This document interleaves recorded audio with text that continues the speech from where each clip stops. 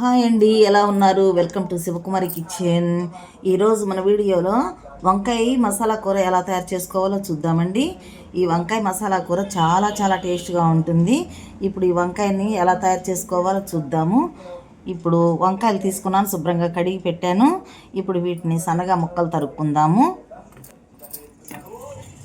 మనము ముక్కలు తరుక్కునేటప్పుడు ఒక వాటర్లో ఒక స్పూను సాల్ట్ వేసుకుని అప్పుడు దీంట్లో ముక్కలు వేసుకోవాలండి.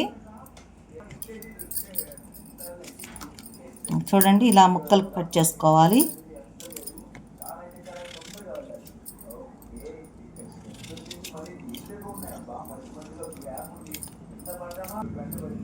చూడండి, వంకాయలని ఉప్పు నీళ్ళల్లో వేసాను, ముక్కలు కట్ చేసి ఉప్పు నీళ్ళల్లో వేసాను. ఇట్లా సన్నగా కట్ చేసుకోవాలి.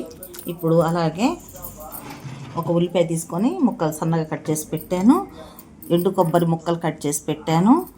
అలాగే పచ్చిపప్పు, ధనియాలు, వెల్లుల్లి పెట్టానండి. ఇవి చక్కగా మెత్తగా పౌడర్ చేసుకుందాము. ఈ కొబ్బరి, ఈ ధనియాలు, పచ్చిపప్పు కూడా మనం చక్కగా మిక్సీ పట్టేసుకోవాలి. చూడండి, మిక్సీ జార్ తీసుకున్నాను. ఎండు కొబ్బరి ముక్కలు వేస్తున్నాను.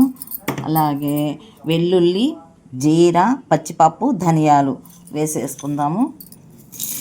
ఇప్పుడు వీటిని మెత్తగా పౌడర్ చేసుకుందాము. స్టవ్ వెలిగించి బాండీ పెట్టానండి. ఆయిల్ 2-3 టీ స్పూన్లు వేసాను.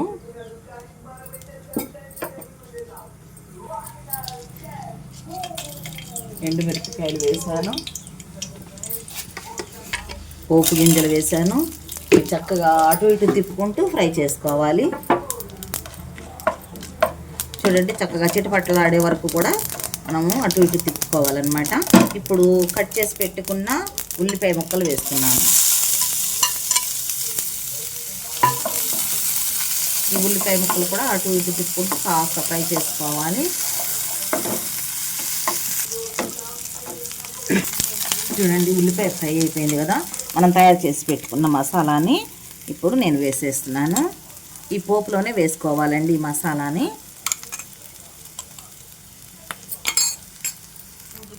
చూడండి, ఈ మసాలా పొడి వేసిన తర్వాత కాస్త అటు ఇటు తిప్పుకుంటూ ఫ్రై చేసుకోవాలన్నమాట. మనము ముందుగా వేయించలేదు, ఈ పోపులో వేయిస్తున్నాం అన్నమాట ఈ మన మసాలాని. ఇప్పుడు కాస్త పసుపు చల్లుకుందాము. 1 స్పూను పసుపు వేసాను.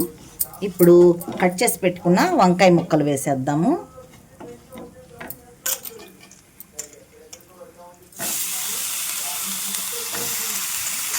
ఈ ముక్కలు వేసిన తర్వాత చక్కగా ఈ మసాలా అంతా కలిసేలాగా చక్కగా ఇలా కలుపుకోవాలి.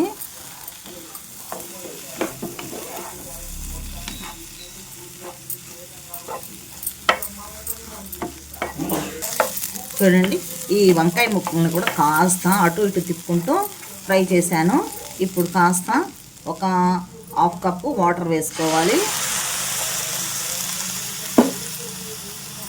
ఇవి ఇప్పుడు అటు ఇటు కలిపి చక్కగా వీటిని మగ్గించుకోవాలన్నమాట.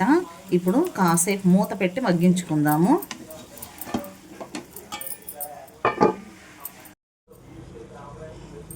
చూడండి, వాటర్ వేసి మగ్గించుకున్నాం కదా, శుభ్రంగా మగ్గిపోయింది కూర.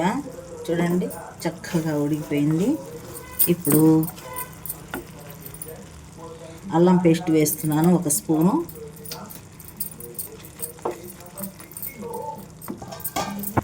చూడండి, ఇప్పుడు కాస్త సాల్ట్ వేస్తున్నాను.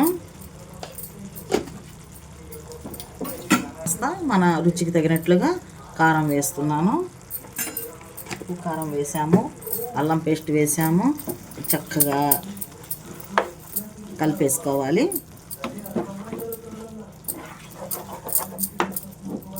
చూడండి, అంతా కలిసిపోయింది. టేస్టీ మసాలా వంకాయ కూర రెడీ అయిపోయిందండి.